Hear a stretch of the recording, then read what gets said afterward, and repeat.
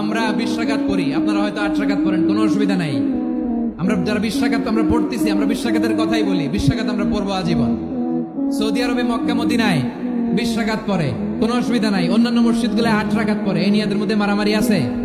হ্যাঁ, এই জন্য রাকাত বিতর্ক এড়িয়ে চলবেন। মুক্ত হস্তে দান করুন, মুক্ত হস্তে দান করুন।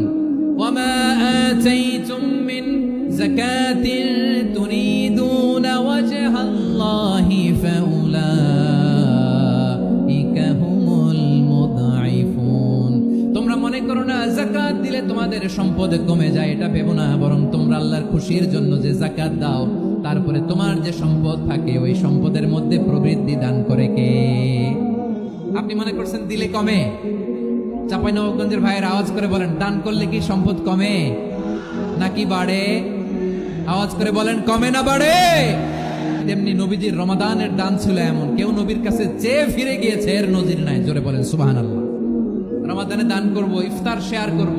কাউকে ইফতারি করালে সারাদিন রোজা রেখে তার যে সওয়াব, আপনি ইফতার করানোর কারণে আপনার আমলনামায় ওই সওয়াব আল্লাহ ঢুকাই দিবেন। পড়েন সুবহানাল্লাহ। আল্লাহর হাবিব বললেন, ওয়ালাউ বিমাসকাতি লাবান, এক ঢোক দুধ, ওয়ালাউ বিতামরা, একটাও খেজুর, ওয়ালাউ বিশারবাতি মা, এক ঢোক পানি খাইয়েও যদি কারো রোজা ভাঙাও, তারপরে ওই সওয়াব তোমার আমলনামায় দিবে কে? কদর তালাশ করুন, রমজানের সবচেয়ে দামি সময়। বিষ্ণু বলেন, মান হরিমা খাইরাহা ফাকাদ হরিম, যে কদর মিস করলো সে সব মিস করলো, হি ইজ দ্য লুজার। আচ্ছা বলেন, এই বরকতের মাসে আমরা কি লুজার হতে চাই না গেইনার হতে চাই? সবাই বলেনি, বলেন এই রমাদানে আমরা লুজার হব না গেইনার হব? 1000 মাসের চেয়েও সেরা 1000 মাসে হয় 83 বছর 4 মাস। 83 বছর 4 মাস টানা ইবাদত করলে যেই সওয়াব, কদরের রাতে ইবাদত করলে অতটুকু সওয়াব আপনি পাবেন, আল্লাহ সেটা বলে নাই। আল্লাহ বলে তার চাইতে বেশি সওয়াব দিয়ে আপনার আমলনামা ভরে দিবে কে? কদর যেন মিস না হয়। 21, 23, 25, 27, 29 নাকি খালি 27? আপনারা কি খালি 27? হ্যাঁ না, ফালতামিসু ফিল আশরিল আওয়াখিরি ফিল মিনাল ভিতরি, রমজানের শেষ দশকের বেজর রাতগুলোকে কদর হিসেবে তালাশ করো। পারলে ইতিকাফ করবেন। আল্লাহর হাবিব সাল্লাল্লাহু আলাইহি ওয়াসাল্লাম প্রতি বছর 10 দিন ইতিকাফ করতেন।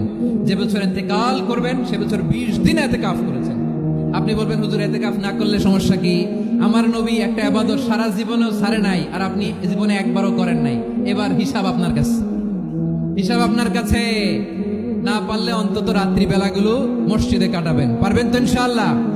সব শেষে শিশু এবং নারীদের ব্যাপারে বিশেষ খেয়াল রাখবেন। শিশুদের রমাদানের ব্যাপারে উৎসাহ দেন, তাদের প্রস্তুতি নেওয়ান, তাদেরকে রোজা রাখতে দিবেন। আমার ভাইয়েরা এবং বোনেরা, পর্দার আড়ালে মায়েদেরকে বলবো, চাপাই নবাবগঞ্জের মায়েরা, 1 দিন 2 দিন না খেয়ে থাকলে আপনার ছেলে মেয়ে মারা যাবে না। ঠিক কিনা বলেন?